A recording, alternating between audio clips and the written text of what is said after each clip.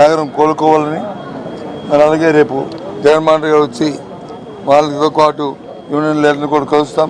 దయచేసి మీ తాలూకు అభిప్రాయం బట్టి ఎప్పుడు మీకు మీ యూనియన్తో పాటు అలాగే కార్మికుల పట్ల ఎప్పుడూ ఉంటున్నాం. మేము అధికారం ఉన్న అధికారం లేకపోయినా ఎప్పుడూ ఉంటాం. దాన్ని కొనసాగిస్తామనే విషయాన్ని మీరు ఈ సందర్భంగా తెలియజేస్తున్నాం. ఈ సందర్భంగా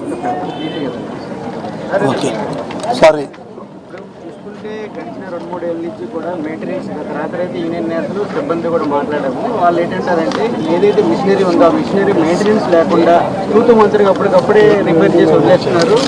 దీన్ని రిపేర్ చేయమంటే కూడా ఈ మిషనరీ లేదని చెప్పి అధికారులు కూడా వెనుతిరుగుతున్నారు. ఈ తరహా ప్రమాదాలు ఈరోజు 8 సంఖ్యలో 10 సంఖ్యలో జరిగాయి.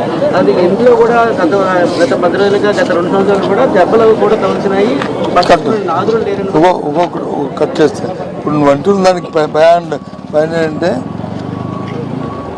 ఏదైనా మిషనరీ కానీ ఏదైనా వస్తే మాత్రం వాటికి మెయింటెనెన్స్ లేదు.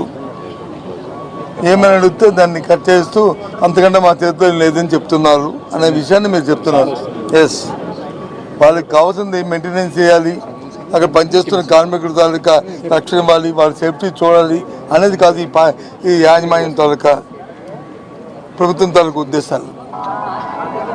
ఈ ఫ్యాక్టరీని ఎలా ప్రైవేటైజం చేయాలి, ఈ ఫ్యాక్టరీని ఏ విధంగా వాళ్ళని ఎంప్లాయీస్ నుంచి తగ్గించి వాళ్ళని నిర్బంధించి వాళ్ళ ద్వారా తెప్పించాలి అనే కోరిక. ఆ కాన్సెప్ట్ వేరు, వాళ్ళ తాలూకా బ్యాక్గ్రౌండ్గా వెనకాతలు ఉన్న వాళ్ళ దురుద్దేశం వేరు. వాళ్ళ తాలూకా ఆ దురుద్దేశంతో ఆ కుట్రతోనే ఈ కార్యక్రమం చేస్తారు.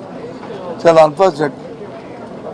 మీరు అడుగుతున్నారు కదా, ఎస్ అది వాస్తవం. అది అవన్నీ కూడా అది వస్తున్నారు నాయకులు వాళ్ళ ఇష్టారాజ్యంగా మాట్లాడుతున్నారు, సానుభూతులు లేకుండా మాట్లాడుతున్నారు.